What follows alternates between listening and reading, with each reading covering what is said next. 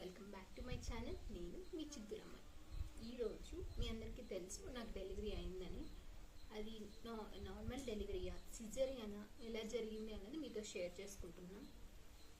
నేను 3rd month ఉన్నప్పటి నుంచి హెల్త్ మీద, నా బేబీ హెల్త్ కానీ నా హెల్త్ కానీ, అశోక్ అయితే ఇంకా డబుల్ కేర్ తీసుకున్నాడు అనమాట. నార్మల్ డెలివరీ అవ్వాలి అని నాకన్నా ఎక్కువ కేర్ తనే తీసుకున్నాడు. ఆ రోజు నుంచి ఫుల్ రోజు walking, morning evening.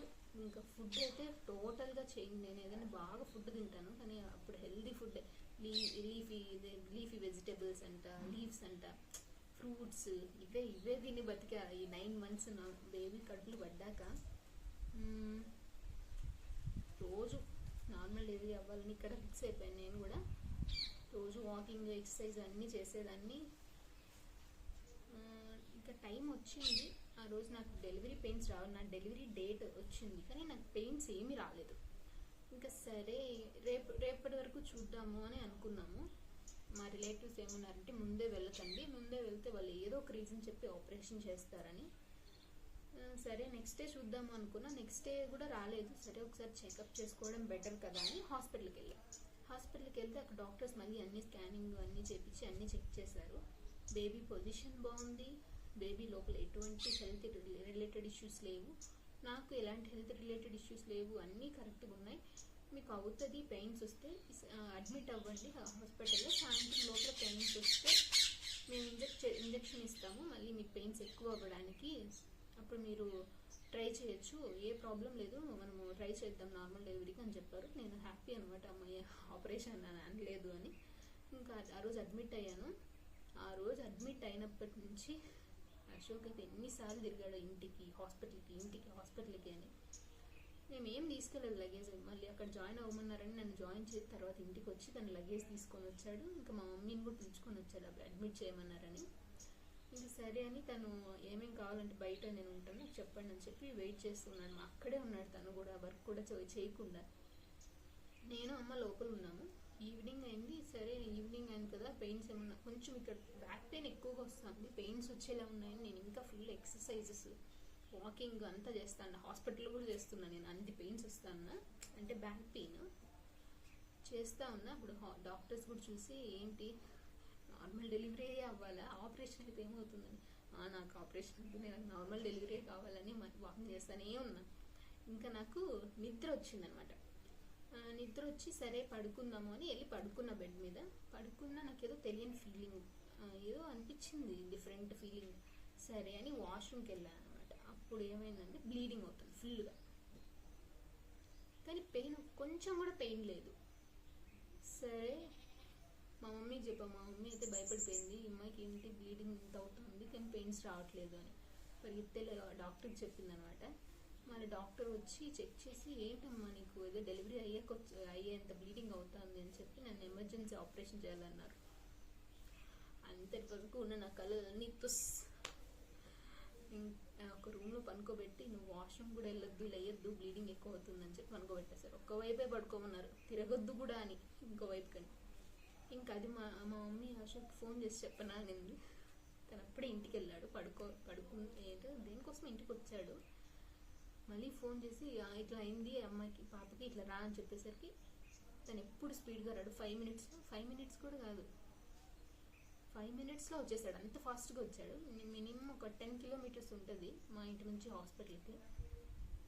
5 minutes or 2 minutes అనుకుంటా, కరెక్ట్గా గుర్తులేదు. చాలా అసలు జెట్ స్పీడ్ అంటారు కదా, అట్లా వచ్చేసాడు హాస్పిటల్కి. చాలా టెన్షన్ పడ్డాడు తను. అసలు నన్ను కోస్తే చూడలేకనే ఆపరేషన్ వద్దంటే వద్దు అని అనుకున్నాడు తను కూడా. అంత ఫాస్ట్గా వచ్చేసాడు తను. వచ్చి ఇంకా వాళ్ళు నన్ను చూడడానికి వచ్చినప్పుడు చూశారు. మళ్ళీ మార్నింగ్ బయటే వెయిట్ చేస్తాను, లోపలికి రానిలేదు తనని. నేను లోపల ఉన్నాను. తను నాకన్నా ఎంత ఎక్కువ టెన్షన్ పడతాను నాకు తెలుసు, నేను లోపల ఏ సిచ్యువేషన్లో ఉన్నాను అని. తర్వాత మార్నింగ్ 3:30కి ఎమర్జెన్సీ ఆపరేషన్ నాకు ఫిక్స్ చేశారనమాట. సరే అని 3:30 నేను ఆపరేషన్ థియేటర్ తీసుకెళ్ళేటప్పుడు అశోక్ వచ్చాడు లోపలికి. నన్ను చూసి కిందకి పైకి చూసా, గమ్మున అసలు నోటి మాట కూడా రాలేదు తనకి. అలా చూస్తూ ఉండిపోయాడు అంతే. నన్ను తీసుకెళ్లారు. నాకు కూడా అంతవరకు ధైర్యంగానే ఉంది కానీ ఆపరేషన్ థియేటర్కి వెళ్ళాక దడబుట్టింది లోపల నుంచి. అక్కడున్న ఆ ఎక్విప్మెంట్స్ అవన్నీ చూస్తుంటే ఇంక ఏడుపు ఇక్కడి వరకు వచ్చి ఇక్కడి నుంచి బయటకు రావట్లేదు. అంతే ఎవరు లేరు, నేను ఒక్కదాన్నే ఉన్నా థియేటర్లో. డాక్టర్స్ నేను, వీళ్ళు బయట వెయిట్ చేస్తున్నారు. ఎంత భయం వేస్తుందంటే షివరింగ్ వస్తుంది బాడీ అంతా, అందులోనే బ్లీడింగ్ అయింది కదా, అదొక టెన్షన్ అనమాట నాకు. నేను ఎందుకు అంత భయపడిపోయాను, నాకు చిన్నప్పటి నుంచి ఏది అంత పెద్ద దెబ్బ కూడా ఏది తగలలేదు, కుట్టు కూడా నాకు పడలేదు అనమాట. ఎప్పుడు పెద్దగా తగలడం అది కూడా నాకు ఆ ఎక్స్పీరియన్స్ కూడా లేదు. అందువల్ల నాకు ఆపరేషన్ అంటే ఫుల్ భయం ఎత్తుకుందనమాట. ఆపరేషన్ థియేటర్లో కూర్చొని ఉంటే వాళ్ళు ఇంజెక్షన్ ఇచ్చిన తర్వాత కూడా నేను గిజ్జి చూసి ఇంకా నొప్పి ఏమైనా వస్తుందని ఇంజెక్ట్ చేసిన చోట చూశారు. నేను భయం వేసి నాకు ఇంకా నొప్పి వస్తుంది,